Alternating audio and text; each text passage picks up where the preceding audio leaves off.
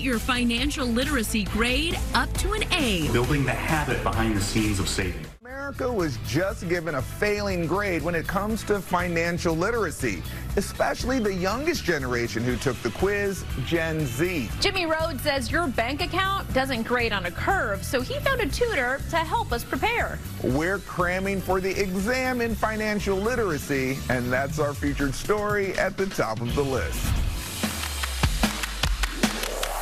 Recently, America was given a pop quiz. A study from George Washington University gauged financial literacy across 5 generations of Americans. Jake Guttman's the founder and CEO of Rosevest Financial. And Jake, did we get an A or an A+?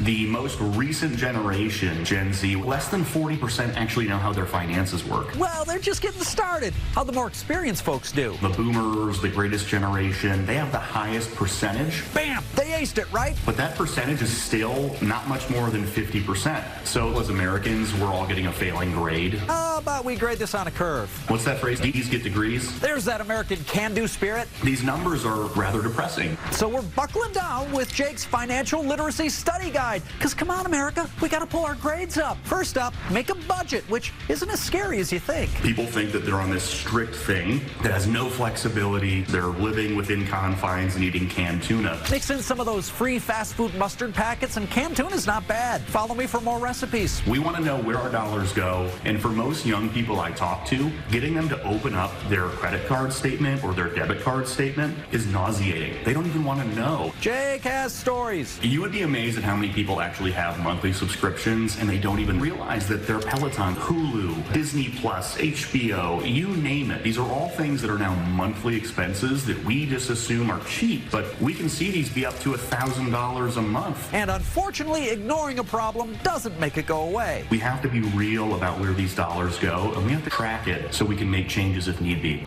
Next, get in the savings habit. Whether you start at a 10% savings rate, which I think is an absolute minimum, or you're as high as a 30% savings rate, building those habits go a long way. But since we can't be trusted to save because humans are just terrible at delayed gratification, we have to keep the process hidden from ourselves. The ability to automate it is such a big deal. If we don't have to manually do it, we typically don't even know it happened, but we're building the habit behind the scenes of saving.